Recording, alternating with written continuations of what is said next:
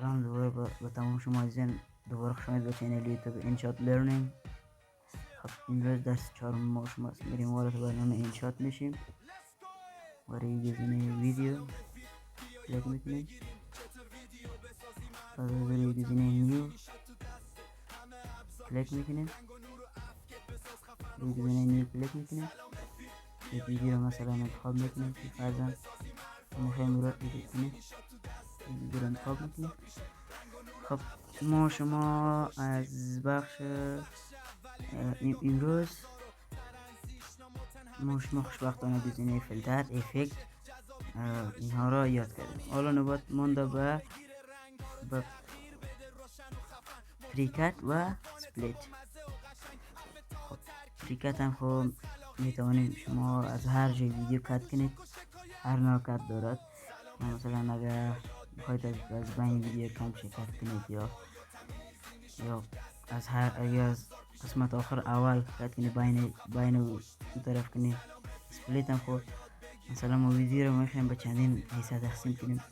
مثلا ما میخوایم با چندین حصه ویدیو رو تبدیل کنیم. از با چندین حصه که بخوایم هر جای کرسر هر طرف میخوایم ببرید و روی سپلیت کلیک کنید. حالا میبینید که ویدیو با چندین حصه تقسیم شده. خب پریکت هم یاد کردیم. گزینه بعدی ما از PIP هم آسان است. میخوایم یک ویدیو دیگه بیاریم، خیلی راحت انتخاب میکنیم و خلاص تمام. حالا میریم روی گزینه دوم ما شما که است سپلیت است. او سپلیت هم خود در بخش پریکت خوانده میشه. اینجا فقط جدا شده. دقیقا عین کار از امور میکنم. از هر قسمت ویدیو بخوای برات کات میکنه، به چندین حصه تبدیلش میکنه. دیلیت هم حالا میرم روی گزینه دیلیت. حالا این دیلیت مثلا جایی رو که من کات کردم جدا کردم میتونم دیلیت کنم و اون طرفشون کنم، مثلا جای اضافی ویدیو.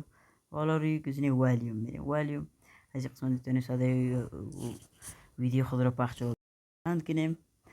مثلا ما میخوایم صدای تصویر پخش کنیم، باید خط تا پایین صفرش کنیم یا بالا بیاریم. و این گزینه پایین میتونه شما وایس تصویر از خودش جدا کنید.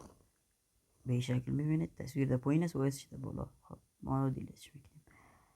خب این بود درس چهارم. در درس پنجم انشاءالله ما شما بک‌گراند رو میخوانیم، همراه اسپید اینو میخوانیم.